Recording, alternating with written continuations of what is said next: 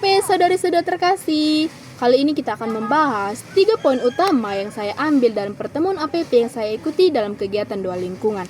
Nah, melalui pembahasan ini, kita diajak untuk semakin mengimani dan juga berjalan bersama, mendengarkan, meneguhkan, dan juga mewartakan kasih Tuhan dalam kehidupan sehari-hari. Nah, saudari-saudari, dalam kehidupan di lingkungan ini masih banyak realita yang dialami. Terkadang umat kurang aktif dalam kegiatan lingkungan, umat datang terlambat saat doa lingkungan, dan hal ini menunjukkan bahwa persekutuan di dalam umat itu masih harus ditingkatkan. Di pertemuan pertama kita membahas tentang persekutuan. Melalui pertemuan pertama ini, kita diajak untuk meningkatkan persekutuan dan kebersamaan serta kepedulian di dalam lingkungan. Dalam Injil Yohanes 15 ayat 5-12, Yesus mengajarkan bahwa Ia adalah pokok anggur dan kita adalah ranting-rantingnya, yang artinya kita harus tetap bersatu dengan Yesus dan juga dengan sesama agar dapat menghasilkan buah kasih. Di sini, pemandu katekese menggunakan metode pendalaman kitab suci dan juga dialog, sehingga umat tidak hanya mendengarkan, tetapi berperan aktif dan juga berbagi pengalaman dalam pertemuan ini.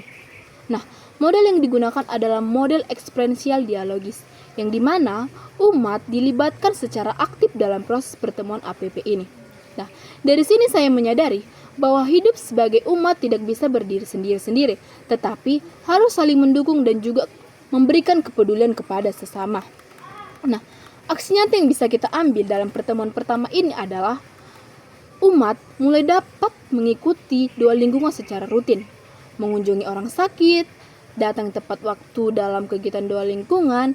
Nah, pemandu katekese mendorong umat untuk semakin mengambil komitmen nyata melalui metode eksperiensial dialogis ini dan menegaskan aksi nyata yang harus dilakukan umat sehingga apa yang dipelajari tidak terhenti dalam teori saja. Melalui hal-hal kecil ini, umat berusaha membangun kebersamaan yang lebih nyata. Nah, di pertemuan kedua ini kita membahas tentang pewartaan. Di pertemuan kedua ini juga kita ditekankan untuk semakin meningkatkan pewartaan dan dialog dalam kehidupan sehari-hari.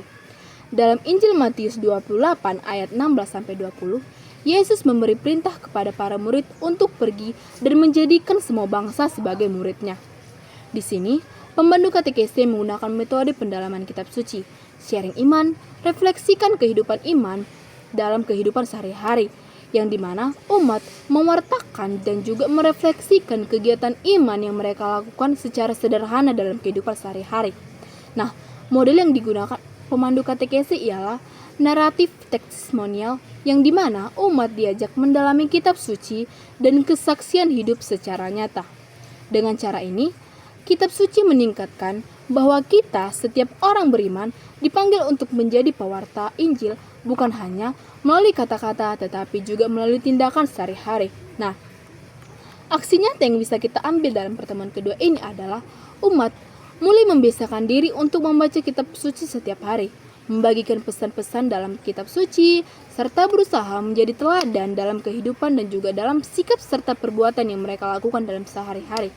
Umat juga mulai mencoba menggunakan media sosial untuk hal-hal yang membangun iman, sehingga pewartaan dapat menjangkau lebih banyak orang. Nah, pemandu katekese menggunakan bahwa metode naratif testimonial harus berbuah dari aksi nyata, agar pewartaan tidak berhenti pada kata-kata, tetapi sungguh menjadi kesaksian hidup dalam kehidupan sehari-hari. Nah, teman-teman, dalam pertemuan APP ini, pemandu katekese sudah menunjukkan peran yang baik secara fasilitator.